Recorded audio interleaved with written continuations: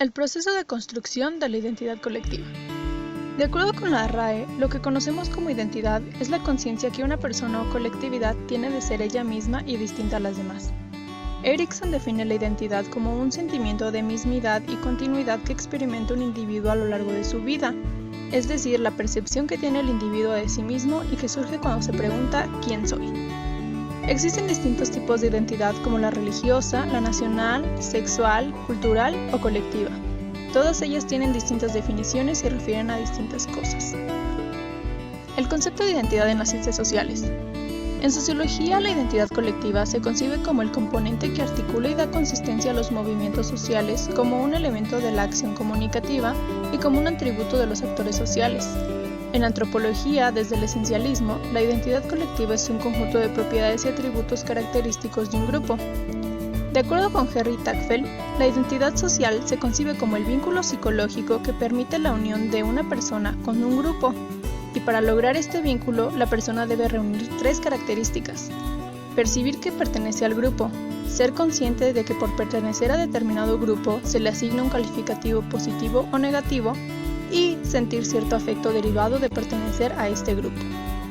La pertenencia al grupo es el factor más importante de la identidad social, ya que mientras se siente parte de un grupo, al mismo tiempo se diferencia de los miembros de otros grupos a los que pertenece. Los psicólogos sociales Perrot y Bornis hacen una distinción entre grado y calidad de la identificación.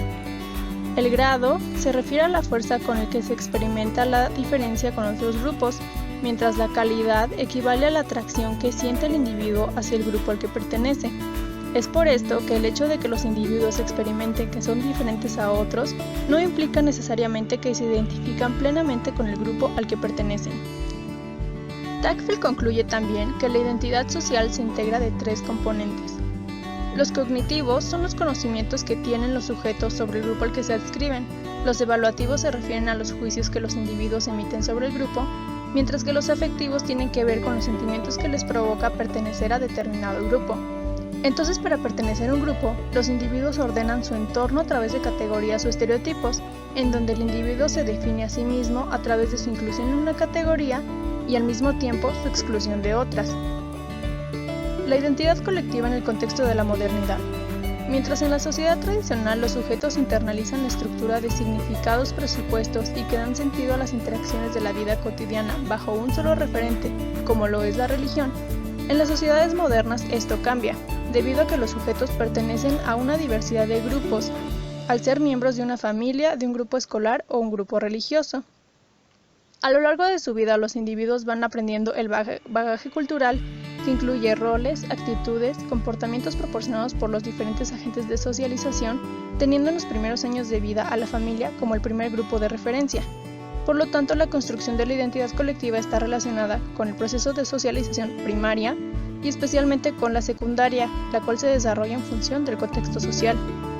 Existen dos fases de integración de la identidad: la simbólica, en la que predomina la identidad colectiva sobre la individual, donde los individuos se encuentran unidos por valores, imágenes y mitos que constituyen el marco normativo del grupo, y la segunda, que es la integración comunicativa, que corresponde a las sociedades modernas, en donde existe una diversidad de espacios sociales y culturales, de manera que las normas, imágenes y valores ya no se adquieren por medio de la tradición, sino por medio de la interacción comunicativa.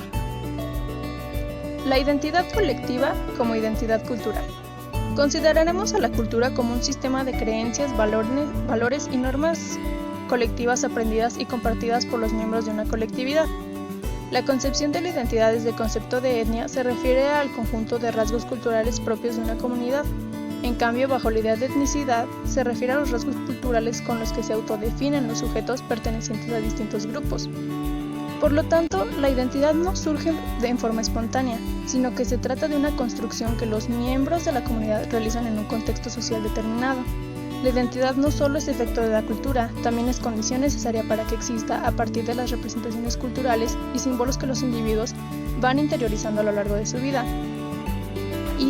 Y la identidad colectiva se conforma a través de la pertenencia grupal, ya sea de adscripción, donde los individuos únicamente conocen los estereotipos generados por el mismo grupo, o la pertenencia de identificación, donde el individuo conoce las normas, conductas y patrones de un grupo, apropiándose al menos de uno de ellos.